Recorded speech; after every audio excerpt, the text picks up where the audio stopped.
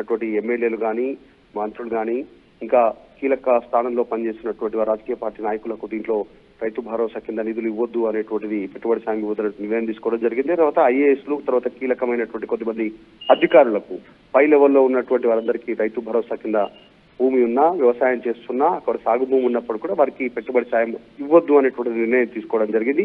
అయితే కేవలం సాగు చేసేటువంటి భూమికి ఇప్పుడు ఎగ్జాంపుల్ 40 ఎకరాల రైతు కనుక అందులో కేవలం 10 ఎకరాలు సాగు చేస్తే సాగు చేసేటువంటి భూమికి ఇవ్వాలి అనేటువంటి ఒక ప్రతిపాదన తీసుకొచ్చారు. ఇంకా ఫైనల్ కాలేదు, కొద్దిసేపట్లో క్లారిటీ రానుంది. కేబినెట్ సబ్ కమిటీ ఇచ్చినటువంటి నివేదిక పైన మొత్తానికి ఈ అసెంబ్లీ సెషన్ ముగిసే లోపలనే రైతు భరోసా సంబంధించినటువంటి విధి విధానాలు ఏంటి, అసలు ఎవరికి ఇవ్వాలి ఫైనల్ అనేటువంటిది ఒక క్లారిటీ వచ్చేటువంటి అవకాశం ఉంది. ఇప్పటికే సీఎం కానీ డిప్యూటీ సీఎం క్లారిటీ ఇచ్చున్నారు. సంక్రాంతి తర్వాత రైతు భరోసా పెట్టుబడి ఇవ్వనున్నాం అనేటువంటిది ప్రతిపక్షాలేమో డిమాండ్ చేస్తా ఉన్నాయి. మొన్న మిస్ అయినటువంటి సీజన్ కి సంబంధించినటువంటి ఈ 7,500 కూడా కలిపి ఇవ్వాలనేటువంటి డిమాండ్ చేస్తా ఉన్నారు. వచ్చేటువంటి దాంట్లో మరి చూడాలి ప్రభుత్వం ఎట్లా ముందుకు వెళ్తుందో. మొత్తానికైతే సంక్రాంతి తర్వాత రైతు భరోసా నిధులు రైతుల అకౌంట్లలో పడనున్నాయి. దానికి సంబంధించినటువంటి ప్రభుత్వం సమాయత్తం అవుతా ఉంది. కాస్త క్లారిటీ రానుంది. ఇప్పుడు 7 ఎకరాల 10 ఎకరాల 5 ఎకరాల అనేటువంటి ఒక క్లారిటీ రానుంది త్వరలో. Right, yes sir. Thank you Madhu, thanks for the update. So cabinet sub committee సిఫారసులపై అసెంబ్లీలో చర్చించి నిర్ణయం తీసుకోబోతున్నారు. సంక్రాంతి తర్వాతే రైతు భరోసా జమ చేస్తామంటూ ముఖ్యమంత్రి ఇదివరకే ప్రకటించారు. సో కొన్ని కీలక అంశాలు సబ్ కమిటీ సిఫారసు చేసింది. ప్రజాప్రతినిధులకు ఐఏఎస్లకు రైతు భరోసా కట్ చేయబోతున్నారు. అలాగే 7 లేదా 10 ఎకరాల లిమిట్ నిర్దేశించబోతున్నారు రైతు భరోసాలో.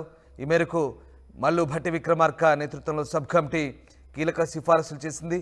సో అసెంబ్లీలో చర్చించి దీనిపై తుది నిర్ణయం తీసుకోబోతున్నారు. ఆర్టీవీ యాప్ వార్తల్ని క్షణాల్లో చదివే అవకాశం ఉంటుంది. ఒక న్యూస్ పేపర్, ఒక టెలివిజన్ ఛానల్ మీ చేతుల్లో ఎప్పుడూ ఉంటాయి.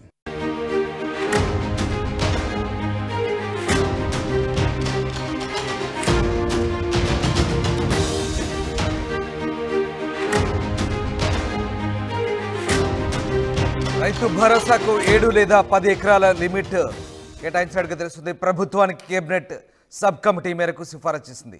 ప్రజాప్రతినిధులకు ఐఏఎస్లకు రైతు భరోసా లేదంటూ నిర్ణయించారు. ఇక కేవలం సాగు భూమికే రైతు భరోసా ఇవ్వబోతున్నారు. సబ్ కమిటీ సిఫారసుపై అసెంబ్లీలో చర్చించి నిర్ణయం తీసుకోబోతున్నారు. సంక్రాంతి తర్వాత రైతు భరోసా జమ చేస్తామంటూ ముఖ్యమంత్రి రేవంత్ రెడ్డి ఇదివరకే ప్రకటించిన సంగతి తెలిసిందే.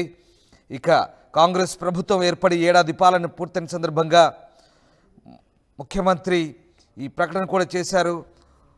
ఈ హామీల్లో ఒకటైనటువంటి రైతు భరోసా పథకం అమలుపై కీలక విషయాలు ముఖ్యమంత్రి ఇప్పటికే వెల్లడించారు. సంక్రాంతి పండుగ తర్వాత రైతుల ఖాతాల్లో రైతు భరోసా నిధులు వేస్తామని ప్రకటించిన సంగతి తెలిసిందే. ఇక భట్టి విక్రమార్క ఆధ్వర్యంలో కేబినెట్ సబ్ కమిటీ ఏర్పాటు చేశారు. అసెంబ్లీ సమావేశంలో దీనిపై చర్చించి అలాగే మంత్రివర్గ సమావేశంలో విధి విధానాలు ఖరారు చేయబోతున్నారు. ఎట్టి పరిస్థితుల్లోనూ రైతు భరోసా అమలు చేస్తామని, మారీచుడు వచ్చి అడ్డుకున్నా ఆపలేరంటూ సీఎం స్పష్టం చేసిన సంగతి తెలిసింది. ఈ నేపథ్యంలోనే కేబినెట్ సబ్ కమిటీ కొన్ని సిఫారసులు చేసింది. కేవలం సాగు భూమికే రైతు భరోసా ఇవ్వబోతున్నట్టుగా తెలుస్తుంది. మరి ముఖ్యంగా ప్రజాప్రతినిధులకు ఐఏఎస్లకు రైతు భరోసా కట్, వాళ్లకు రైతు భరోసా ఇచ్చే ఛాన్సే లేదు. సబ్ కమిటీ సిఫారసులపై అసెంబ్లీలో చర్చించబోతున్నారు. 7 లేదా 10 ఎకరాల లిమిట్ మాత్రమే రైతు భరోసాకు అర్హతగా నిర్ణయించినట్టుగా తెలుస్తుంది. కేవలం అంటే 10 ఎకరాల లోపు వాళ్ళకు మాత్రమే రైతు భరోసా ఇవ్వబోతున్నారు. ఇదే ఫైనల్గా తెలుస్తోంది. ఇప్పటికే 5 ఎకరాల వరకే రైతు భరోసా ఇస్తారంటూ కొన్ని వార్తలు వచ్చాయి. కానీ 7 లేదా 10 ఎకరాల లిమిట్ వరకు సబ్ కమిటీ సిఫారసు చేసినట్టుగా తెలుస్తోంది. ఈ మేరకు ప్రభుత్వానికి సబ్ కమిటీ ఆ సిఫారసులు అందించినట్టుగా తెలుస్తోంది. నివేదిక కూడా పూర్తయింది. ఇక ఈ అసెంబ్లీ సమావేశాల్లో చర్చించి ఓ నిర్ణయం తీసుకోబోతున్నారు. సో సంక్రాంతి తర్వాత రైతు భరోసా అమలు చేస్తామని సీఎం ఇప్పటికే ప్రకటించారు. ఇది రైతులకు ఒక గుడ్ న్యూస్ అని చెప్పాలి.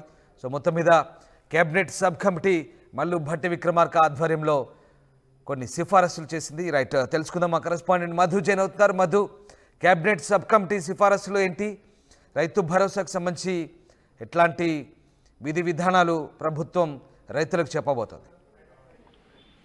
తెలంగాణలో కాంగ్రెస్ అధికారంలోకి వచ్చిన తర్వాత రైతు బంధు ఇంతవరకు ఇవ్వలేదు, ఇస్తామన్నటువంటి రైతు బంధు గత ప్రభుత్వం అమలు చేసినటువంటి రైతు బంధు కింద ఇవ్వాల్సినటువంటి పెట్టుబడి సహాయాన్ని మాత్రమే ఇచ్చారు. మనం గతంలో చూసాం. కానీ రైతు భరోసా పేరిట ఎకరానికి 15,000 ఇస్తామన్నారు. అంటే సంవత్సరానికి 2 దఫాలుగా 7,500 ఒకసారి, 7,500 ఒకసారి, మొత్తం 15,000 ఇస్తామన్నారు, ఇవ్వలేదు. ప్రస్తుతం అదొక పెద్ద అపవాదుగా మారింది రాష్ట్ర ప్రభుత్వానికి. ఇప్పటివరకు రైతు భరోసా నిధులు ఇవ్వలేదు అనేటువంటిది మొన్న వ్యవసాయ శాఖ మంత్రి తుమ్మల నాగేశ్వరరావు స్పష్టం చేశారు. ఈసారి రైతు భరోసా లేదు, వచ్చేటువంటి సీజన్ లో కలిపి ఇస్తాము, వచ్చే సీజన్ లో ఇవ్వబోతా ఉన్నాము, దానికి విధి విధానాలు ఖరారు కానున్నాయి అనేటువంటిది మొత్తానికి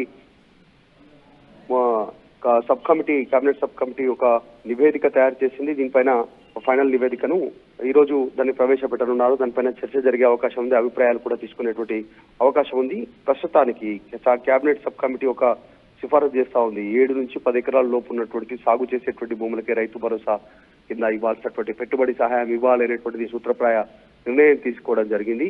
రేపు సంక్రాంతి నుంచి రైతు భరోసా కింద నిధులు విడుదల చేయనున్నామనేటువంటిది నిన్న డిప్యూటీ సీఎం కూడా ఖమ్మంలో నిన్న కూడా మాట్లాడినటువంటి విషయం మనందరికీ తెలిసిందే. సో ఈ అన్ని విషయాలకు సంబంధించి అనే దీంట్లో కొన్ని ఎగ్జంప్షన్స్ తీసుకుంటున్నారు. ప్రజాప్రతినిధులు, రాజకీయ పార్టీకి సంబంధించినటువంటి ఎమ్మెల్యేలు కానీ, మంత్రులు కానీ, ఇంకా కీలక స్థానంలో